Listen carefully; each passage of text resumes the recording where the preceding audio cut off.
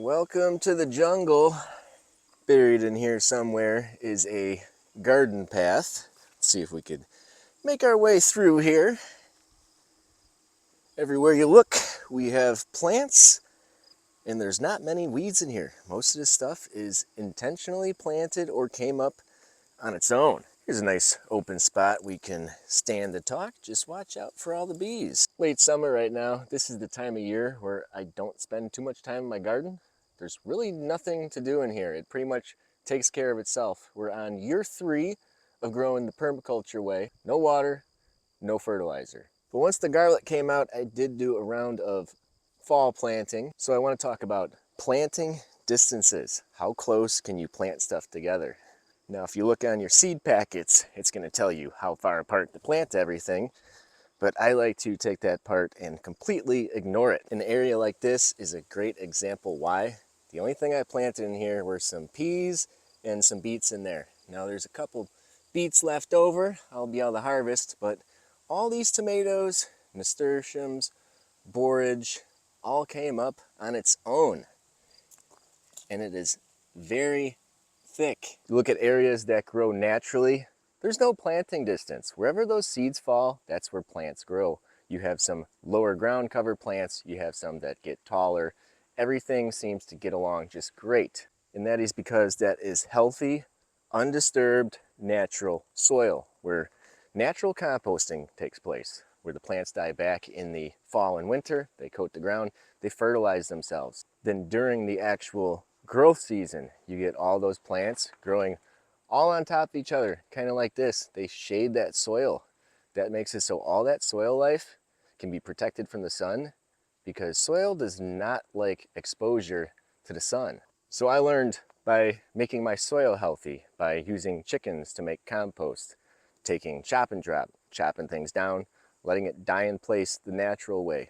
I built healthy soil, and I can plant pretty much as close as I want to. And it's kind of a problem in here because there's really nowhere to walk, but just like if I was walking through the woods or a prairie or something, I make my own trails. I'll step on stuff. There's so many plants in here that if I step on a few, I'm not really losing much. And then a lot of them I will chop down and give to the chickens. So I have endless chicken food just coming through here, helping create garden paths. And then the process repeats when the chickens compost that material. So what we're doing here is stacked functions. Wherever I got room, I plant all these tall tomatoes here, creating a little bit of shade in this area. We have some ground cherries down low, bunch of peppers all over the place. Now look at these peppers are about 6 inches apart.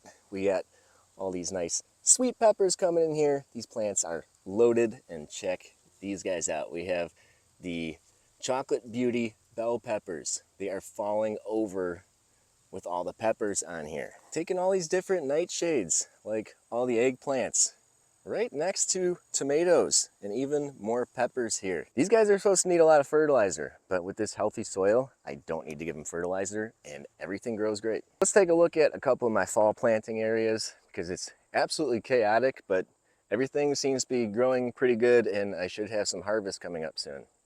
This whole bed right here, this was garlic. The garlic came out. We planted some mature audience plants, lots of beans. I put my beans 3 inches apart. Underneath all the beans, we have some different types of beets coming in here. Got some Swiss chard. There's a little bit of dill poking out there. It'll make its way up here. So all I did once the garlic was out, I put about 1 inch of compost on there, sowed all these seeds in here, and everything is growing great. Got this volunteer tomato just sprawled out across the ground, coating a lot of area. I can just come by here and just grab a couple tomatoes whenever I need them. If you're ever worried that you can't tie up your tomato plants, don't worry, they'll grow just fine laying on the ground. And beans are great because they're a nitrogen fixer and they taste awesome. Pretty soon these little beans are going to be ready, and I'm going to have a lot of them. And while I got these planted in here super thick, they're helping pump nitrogen into the soil, so they're making things better. Let's fight our way back over here and take a look at some of these other areas. Another spot that looks like an absolute mess. Just like the other ones, I have beans all over the place. Popped a couple sunflower seeds in there. Sunflowers are coming up. We have all the volunteer radishes. There are more beets buried in here somewhere. And then down there we have some carrots popping up. Be surprised, even with the lack of light, all these plants on top of each other, all of a sudden you look and there'll be something popped up and you got something you can harvest. These are either zucchinis or squashes with the giant grasshopper on there. Might feed that to the tarantulas. These guys are 3 to 6 inches apart in here. The plan was to plant these and then come back and thin them. Well, I decided I didn't feel like doing that, but look at everything. It's still growing great. We got some flowers forming. There might even be some zucchinis or squashes in here. I'll have to dig through here and give it a look and check. Planted thick like this, I haven't had any issues with vine borers. Now the pumpkins were having some vine borer issues, but the plants are so big and I buried all stems that it did not matter. So usually we think we want to chop the foliage down so we can see the vine borers easier, but just being thick like this, I think just stopped them from getting in there.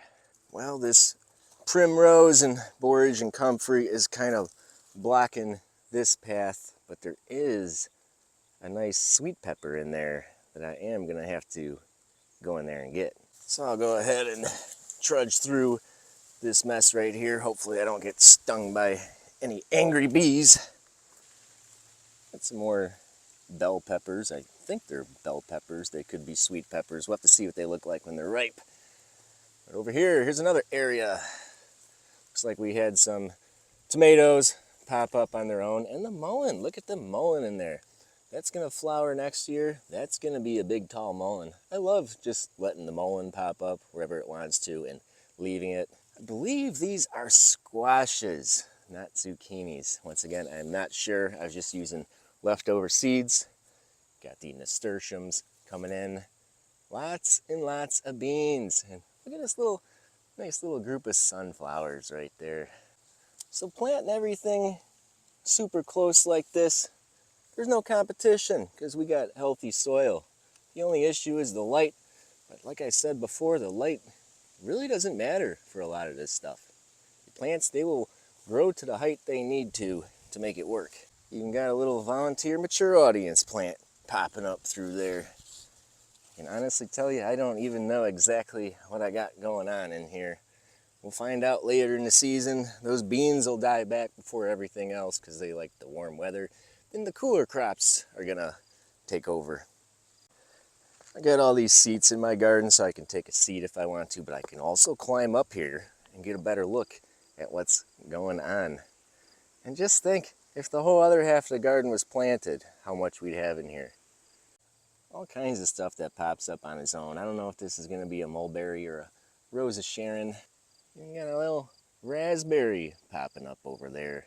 Look at all that forage. Just about everything in this garden is either medicinal, edible, or something I can use to make this garden better. And the wildlife that gets attracted here is just incredible. I can go through here, walk around, find all sorts of cool creatures. So if you only got a small space to work with, do not be deterred. You can grow a lot of stuff in even the smallest of spaces. Personal opinion, this may look chaotic and messy, but I'd rather have this over row gardening any day. Thanks for watching.